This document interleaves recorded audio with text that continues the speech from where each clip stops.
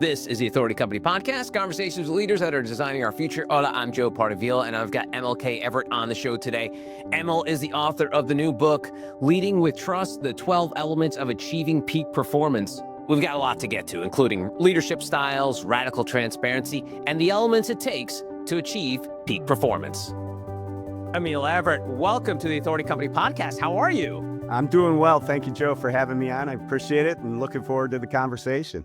Me too. And I want to start by talking about moms, because I know from reading your book, your mother was a huge influence on you. My mom was probably the biggest influence on my life. Even though, I'm one of those fortunate kids to have a mom and dad. I learned like a strong work ethic from my father, but I learned the importance of two things from my mother. She always said to me, I don't care what you do for a living, as long as you're happy and you're nice to people. And so I've always boiled down my sort of ethos around that. And I know your mom had a huge impact. So if you don't mind sharing a little bit about your mother's resilience and her leadership skills that she passed on to you as we open up our chat here. Well, you couldn't start with a better story, because my mother had just a wonderful story. She was a wonderful person.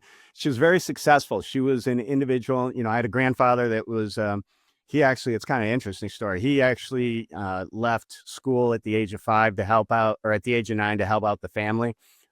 He became a self-made man, as you could say, and he had my mother, and my mother was just the same type of person. She was very, very grounded, but very ambitious, a whole lot of fun, full of character, successful in education, successful in business, successful in the community. She did face a lot of challenges. At the age of 52, she had cancer, lung cancer. As I say, she had lung cancer, she had throat cancer, she had some major surgeries. They took her voice box out. She always had fun. She always called it her Brooklyn accent, and everybody loved it except people from Brooklyn. But she was just a person who loved life. And as you kind of talk about your mother, my mother made me think about, just love life, love everything about life, love the people that you meet, learn about individuals, because everybody has a great story. And so I couldn't have had a better person to be raised with, and then actually have the opportunity to work with during a period of my career when I took over the family business. Oh, that's awesome. So good. Well, let's dig into that a little bit, because I know your family business is where you started, but the last 20 years has mostly been in leadership development. What did you take from that time? Well, give us a little background on the family business, but what did you take from that time that was able to fuel the next couple of decades of your career and helping with leadership development? Well, I was in New York City, and I was working for a bank down on Wall Street. My mother called me up one day, and she says, "Hey, come home, take over the family business, or I'll sell it right out from under you." I think at that point she was ready to retire. So I naturally said, "Okay, I'm going to come home. I'm going to, take over the family business, work towards that." She wasn't just going to hand it to me. And I said, "I'll do it on one condition, that I can start my own asset management firm."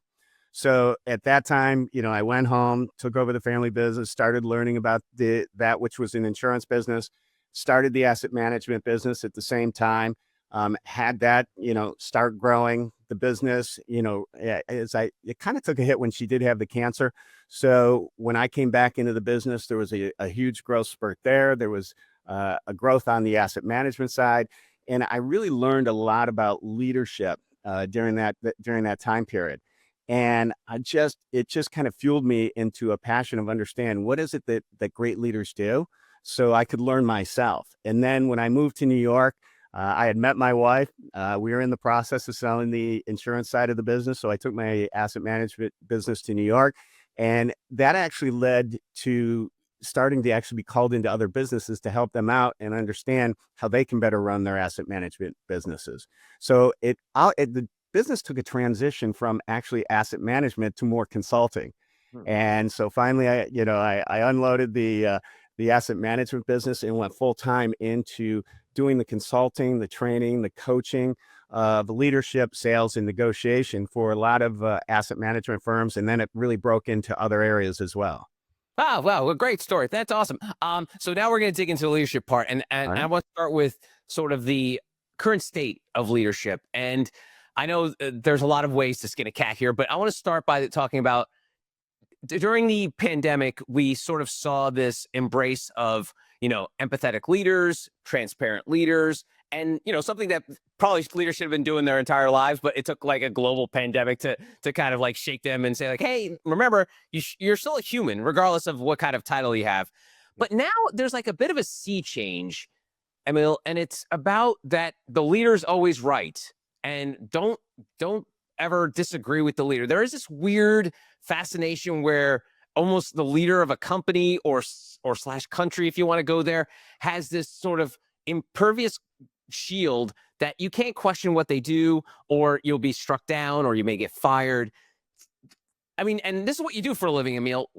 Do you worry that this sort of I don't want to say condition, but I want to say this attitude around leadership is sort of becoming very pervasive? Well, I'm going to take a step back and kind of go back to the pandemic, because during that pandemic, as I like to say, the Band-Aid was ripped off. And you really saw the difference between a great leader and an average and a poor leader.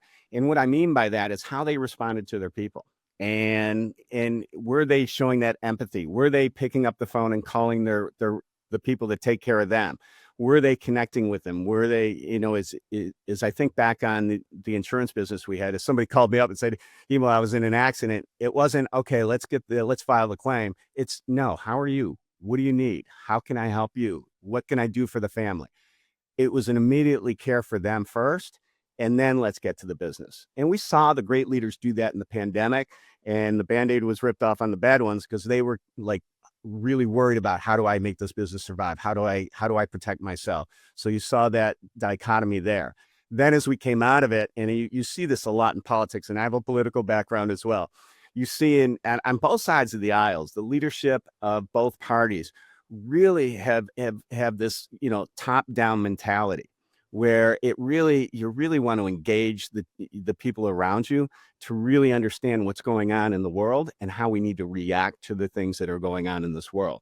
Unfortunately, we have too many leaders in politics these days. They get stuck on their egos, they get stuck on the power, and they're not really thinking about the environment around them. And that serves as a detriment to everybody that's really affected by these leaders that we have leading the country these days. Do you feel like there's going to be a trickle down to that where, now it's the pandemic is long gone?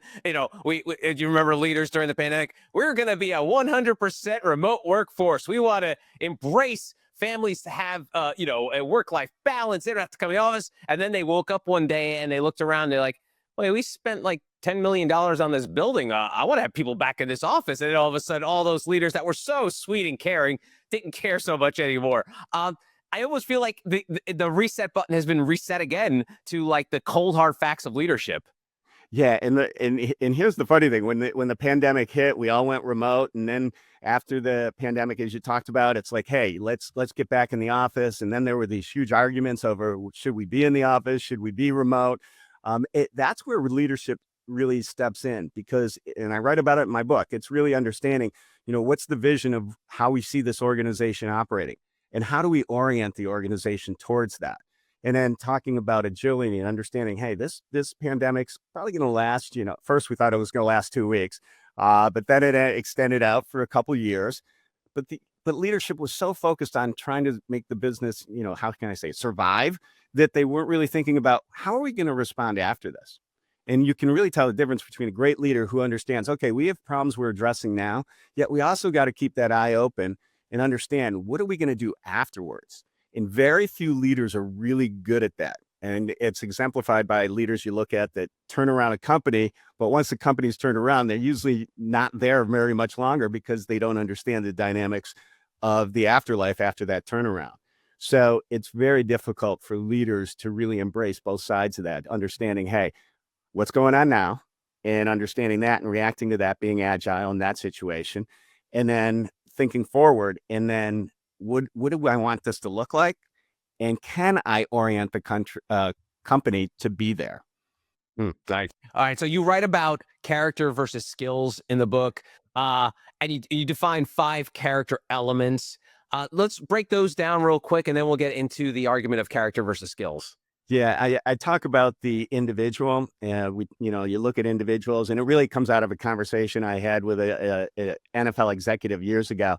I said, how do you know to put good people on a field? And he says, Emil, I look at skill and I look at attitude, and attitude is reflective of character. And I always thought about that. That was way back in the 1990s. And it really kind of fueled some of the thoughts I've had on leadership throughout my career. And looking at the character side of an individual, you want to look at the motives. What are their motives? Are their motives in the right place? Are they serving the organization? Are they serving themselves? That's a question that needs to be asked. Along with those motives are, what are their values? And do their values align with the organization? Do their ethics, their behaviors align with the organization? And then we look at such things as like credibility and respect. And what's interesting though is we look at leaders, and as you as a leader, you in the book's really a great way of evaluating your leadership. Individuals look at these different components differently. So especially when it comes to the character side of things, individuals in the United States look at leadership differently than they look at it, say, from Central Latin America to Asia. They'll put different emphasis on different aspects: respect in the Middle East, credibility in Asia, and say in South America, Central America, it's going to be more values-based. Here in the United States, it's all about, hey, if you can get the job done, great. I love you. If you can't, get out of here. So it's kind of reflective. I'm kind of doing some stereotyping there, but it's a general way people look at leadership from various backgrounds, various experiences. So it's important that we understand the character component. And a lot of people aren't great at all five. I mean, you No. could talk about some of the great leaders of all time, whether it's like a Winston Churchill or Steve Jobs. Like, they probably didn't nail the 5 great character traits. How can people, overcompensate? How could they compensate for some of their weakness in parts of their character? Well, I'm glad you brought it up, because there are 12 elements, and it's if you think about it, compare it to a decathlon, someone who does the decathlon. There are like 10 events. They're good in all those events and maybe great in 1 or 2. But if you broke them out in say a sprint race versus someone who does that 100% of the time, they're going to lose every single time. But they're good enough to be, good enough to compete against the best, yet they focus in on the areas that they're really good, but the other areas they bring up to a point where it's like, you know what, I'm really good, but there are those 1 or 2 things that I can excel at in that area that make me competitive against the best. They don't have to be the best at everything. And I talk about it in terms of the 3 C's in the book. It's competency, consistency of competency, and comprehension. We expect leaders to all have competency and consistency. The comprehension part is that person who just takes it over and above, and just in any situation pulls a rabbit out of the hat. And when they're able to do that, they're able to do that. If they can do that, say 7, 8, 10 of those areas on a consistent basis, you're pretty good. The great ones, a little bit higher, but you don't have to be an expert in each of these areas. And as I like to equate it to, is the founding fathers. They all had their little character flaws. They all, some of them had more skills than others, with, say, Thomas Jefferson and his way to communicate. It's interesting how, leaders manifest themselves within these 12 elements. That's great. That's awesome. Let's talk about the other C word, crisis, because, that's one of the things where, everyone loves the leader that's on top and everything's going swimmingly well. But then when the blank hits the fan, then we know what the true leader is. And you write about crisis recovery, and you mentioned Starbucks in the book. So let's talk about that a little bit. Yeah. And when you come into a situation where things are a little erratic, there was a acronym that came up. It was called VUCA, and it stands for volatility, uncertainty, complexity, and ambiguity.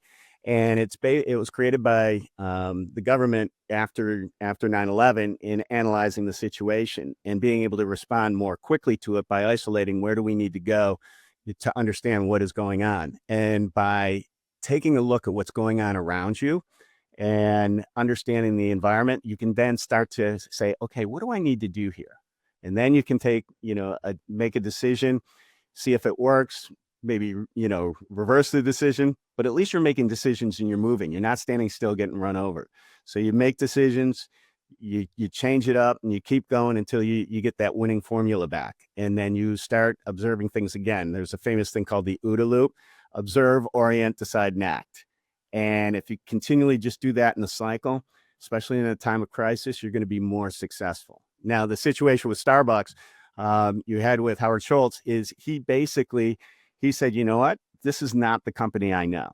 And it's not the vision of the organization that, where it should be. And he said, you know what? We can reorient this company. But what he did is he involved his team members. He involved everybody in the organization to come in and make suggestions and then go through a decision, method of evaluating those ideas and then picking the ones that ultimately brought the company back to success. And it's kind of interesting. Now, as we speak, the company has gone through, once again, a cycle change where they had to reevaluate where they are. He took a step back in that process. He says, I'm not coming back to save you this time, more or less. But the organization understands what they have to do to say, hey, we have to change things once again. So it's good to see a company not die, but reinvent itself over and over again. That's a good sign of leadership. No, that's great. Yeah, I think they got another new CEO in there, and they've just doing a bunch of changes. So we'll see how that goes. And and on the subject of Howard Schultz, it's interesting how he's an amazing entrepreneur and he's a coffee guy. Yeah. But then when he decided to step out of being a coffee guy and be a presidential candidate, people are like, "Yeah, no, I don't connect with you." What do you think it is that makes leaders different in terms of like they can inspire people to run a company, but they can't inspire people to probably, lead public office? I know these are two disparate things, but you see it's a perfect example of how not all leaders can be leaders of everything because they did a certain thing right.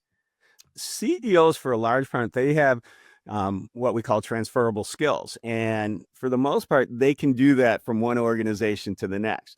We've seen countless individuals be a part of, tech organizations, and they move around left and right and take different positions, and they're very successful. And when it comes, though, to kind of changing maybe from the business world to the political world, that's a tough transition. For a lot of things that you do in business, and having been on, both sides of the aisles of that, taking a look at what you can do in business and what you can do in politics, there's some distinct differences in things that you can do and you can't do. And it makes it very difficult. Now, when it comes to being a candidate, there's a lot involved with people's motives, their values, who they are, how charismatic, and how are you going to foster change. Once again, there are some distinct differences between what happens in business and what happens in politics. So that transition is a very difficult transition. Wow. And let's talk about generations, because I know a lot of the focus has been on Gen Z lately, but you write about millennial engagement in the book, which, I mean, millennials are going to be the next generation of leaders. We're probably going to see millennial president, in not too far future, as a proud card carrying Gen Xer, I think it's like, wait your turn. But tell me about, the working with millennials. It's Every generation is unique. And one thing I do say, though, and it kind of adds some common ground, I always refer back and say, when I was a Gen Zer and they kind of look at me cross-eyed, there are a lot of things in common with where you are in your life stage. And yes, things are different around it. There's been experiences that impacted that. But if we're conscious of that, of ourselves, and this goes to emotional intelligence, understanding ourselves, understanding our background, and then understanding the people around us, then you can really understand how to communicate better with individuals from different generations. I like to say, let's find that common ground. Let's find that common thread. And when we do find that, it's pretty amazing what happens with the relationships between generations. You know what's something that's interesting that's happened over the last few years, whether it's been written about or talked about, is the word manager. It almost has a negative connotation. Like there's books about don't be a manager, be a leader. And then all of a sudden, like it almost minimizes the impact of a manager because there's all this sort of, dark cloud around like, oh, you're just someone who just checks a box and moves on to the next thing. What do you think about that current state of being a manager? And almost like you're seeing companies like refrain from using that in titles because they don't want people to be put in that position. It's actually what I write about in the book. To be a leader, there's that character side, but on the skill side, there are the leadership skills, but there are also the management skills. And you've got to be good at both, because many of us have had a great leader, lousy manager, or a great manager, lousy leader. There are things that you need on both sides to make you a great leader. And unfortunately, the management side gets that negative tag, but that's how things get done. And I talk about that in terms of saying communication, performance drivers. I actually even put emotional intelligence under management skills because we're interacting with people. And to get them to do what we need done, we need to understand ourselves. We need to understand the people around us so that we can communicate and work together to get the things done that need to get done. And the emotional intelligence piece, I know a lot of people argue whether, it's either in your DNA, you can work on it. What kind of tips do you have for folks that maybe they question their own emotional intelligence and how they can improve upon that? Well, I have to give credit where credit is due. If there's any other book I would recommend reading, other than my book reading, it would be Dale Carnegie's How to Win Friends and Influence People. It's a book about 30 principles that really talks about what individuals can do to be friendlier, to be a better leader, and to really engage others to do the things that need to be done. And by looking at those 30 principles, it really helps individuals. And it's a good check. If you get the book and you go through the 30 principles, you can it's like a checklist of, do I do this? Do I not do this? Or guess what? It's pretty much common knowledge, common sense, but is it common practice with you? So I encourage people to, in addition to buying my book, pick up that book as well. Nice. Well, let's dig into trust a little bit because you write about trust restoration and, we're not perfect. One of my pet peeves when people say, I'm only human. I'm like, yeah, we get it. We know you're not a turtle. You're human. So stop saying that. But we all make mistakes. But so how do we restore trust? Well, especially when leaders, I think leaders are held to a higher standard. Like, I think a subordinate or employee, whatever word you want to use, and if they make a mistake, you're like, okay, hey, do better next time, learn from your mistakes. But when the leader makes that big mistake, it can either not only change the culture within the company, but change the culture outside of the company. So Yeah. let's talk about trust restoration. Well, the best example I like to use, and the first thing I always say is when you make a mistake, admit it emphatically and take action. And when you do that, you're going to get a lot more respect. Now, in New York City, and you're from New York originally, there's the New York Post, and they make just millions of dollars finding that person who's made a mistake but will not admit it. And then they just leave that person's face on the front page with a huge headline, 100 font, just abusing that person. And finally, usually months later, that person will come around and say, yeah, I made a mistake. But what's really noticeable is the damage that's been done since the day they went on the cover of the New York Post to the day they admitted it. They've lost all trust, credibility, respect. Their image is really hurt. And it crosses, politicians, business people, entertainers. It's a great example of what happens if you don't admit you made a mistake and take action right afterwards. Let's dig into in terms of like the leadership styles because I think trust falls into that, and so not every leader is going to be built the same. They're not going to have all the same skills. So what happens when those styles don't jibe? Because I think there's some people like I mentioned Steve Jobs earlier. I think we can all say one of the great leaders, great entrepreneurs of all time, but like looking back, man, not a great leader. Like people, he made people physically ill. Um, but somehow, even with that, builds an amazing company that creates products that have changed the world. Um, but we don't want everyone to be Steve Jobs. So Duffel. talk about different styles of leadership. Well, it's interesting. Steve Jobs and I can't remember the author who wrote the book, but wrote the book about Steve Jobs, the biography. And he basically, Steve admitted to him, he said, the only thing I absolutely regret was the way I treated people. So at least he had that recognition towards, closer to his death, that he realized that he had made a mistake in that. Now, when it comes to leadership, it's in leadership styles. A lot of times people, we use that term, we throw that term around, leadership style. What's your style? There was a great article written in the Harvard Business Review that I highlight in the book, and it really talks about the 6 styles of leadership so that we can understand, where do I need to go in this particular situation? So I may need to be a coach in one instance. I may need to rally the troops around the vision to drive performance. I may need to get the input of the individuals and be more democratic. So there's various types of leadership styles that we can use in any particular situation that we call situational leadership. And I highlight the 6 in the book and talk about the pros and cons of each, because to be democratic all the time, you'll never get decisions. And at the same time, if you're always being, that authoritative leader, guess what? You're going to wear your people out. And so we've got to be understanding and observing and understanding what's going on around us. What do I need in this particular situation as a leader in terms of style to get the people to do what needs to be done? That's great. And it's funny. One of the things that when you do business podcasts, a lot of these leadership terms come up, but one of the ones that make me cringe a little bit, maybe it shouldn't, but you tell me, servant leadership. What's your take? Because it's like, I don't know. I mean, in theory, it's practice, but I don't know if you could actually truly ever be 100% servant leader. Yeah, I'm not crazy about the title. I understand the philosophy behind it. And the idea is quite simply and I think it's kind of a shock, because it's really designed to get people who aren't really thinking about setting people up for success, as I call it. Let's set people up for success. And I'll do everything, move heaven and earth to do it. I guess that's the main thought behind servant leadership.